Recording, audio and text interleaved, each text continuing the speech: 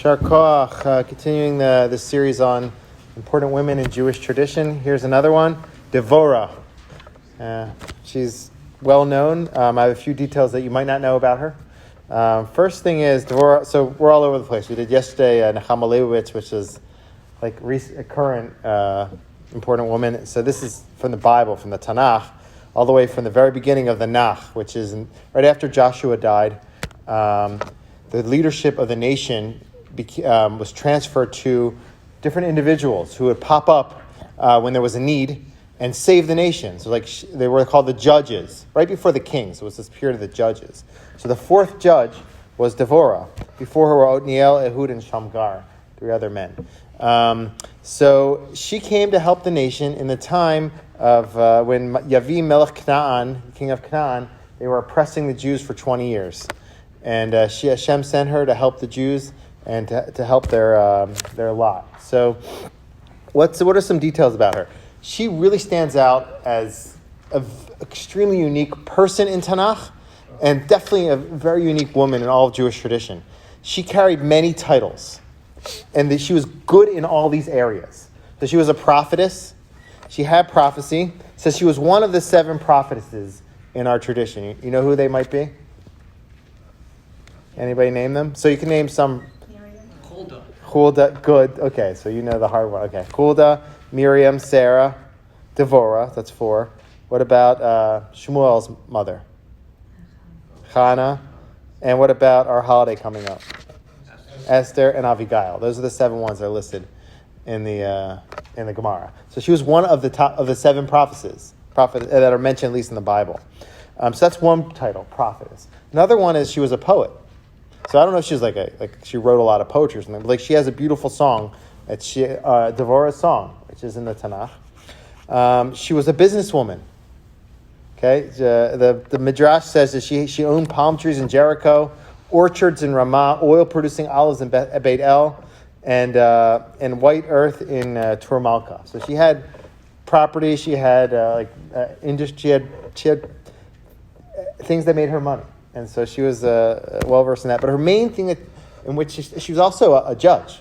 And she gave advice to the nation. That's another title. It says she sat underneath the palm of Devorah, and everybody came to her for advice and for guidance, and apparently Gam also for guidance in Jewish law.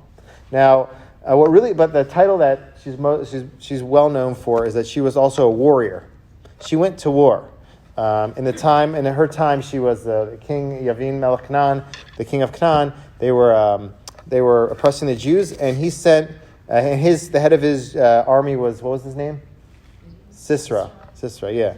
So at a certain point, she strengthened the nation and told the nation, you have to return to Hashem. And if you return to Hashem, we can succeed in war. And they did. So she knew they were ready. And she didn't want to lead the nation by herself. She sent for the head army general, Barak, to lead the nation. And they had a whole plan where they would go entice Sisera to come out to fight them. And they were all of Sisera and his army would come out. There were a lot of 10,000 people went out with Barak. And Sisera came with 900 chariots. And Hashem confounded them. And in the end, they ended up all fleeing from Barak and Am Yisrael. And they ended up capturing them and killing them, except for Sisera got away. And Sisera ended up getting away. He ran away from the army, and he ended up near the tent of Yael. She ended up taking him in, and when he fell asleep in her tent, she ended up killing him and ended up bringing salvation to Am Yisrael. So it started with a woman and ended with a woman, that war, and it was an important victory. So that shows it, and it says that she picked, seemed like she picked the perfect time. She told Barak, now is your time to go fight. He went on a fight, and he didn't want to go without her. He wanted her there because he knew that she had the wisdom, she had the guidance, she had the divine protection and guidance, and so he took her with her to war, and they ended up succeeding. So that's all of her titles. Now, a few pieces that people don't know about her, which are mentioned in the Midrash, was despite her being a very extroverted person, she was a warrior, she was a judge, she was a businesswoman, she had a deep spiritual connection, obviously because she was a prophetess. But one of the pieces was that it says that she was Eshet Lapidot.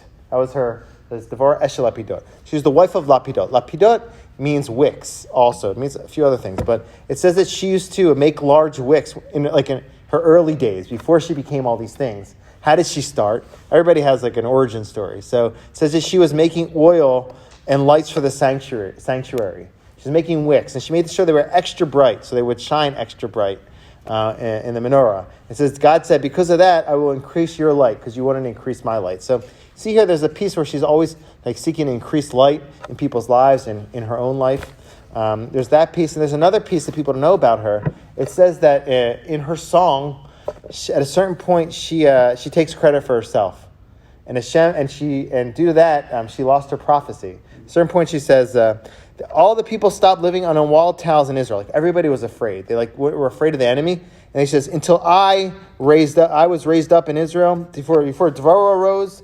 I rose a mother in Israel. So it says like she took credit for herself, and it says that she lost her prophecy. Now, the thing is, that's not the end of the story. She ends up doing tshuva and repenting. She ends up getting her prophecy back, and she writes this beautiful song. And so you see also she was able to self-correct. So amidst all of her wonderful things she was able to do, and it really stands out, all these titles, like it's not, you don't often find, like King David had a lot of titles too. He was like a king, he was a warrior, he wrote all this Tehillim. There's a few people who have a lot of multiple titles. She's one of them. She stands out in that sense. But perhaps what also made her very special and unique and remembered forever were that divine aspect where she was able to do tshuva, she was able to kind of see the light in things, and perhaps that's why her light is still shining till today.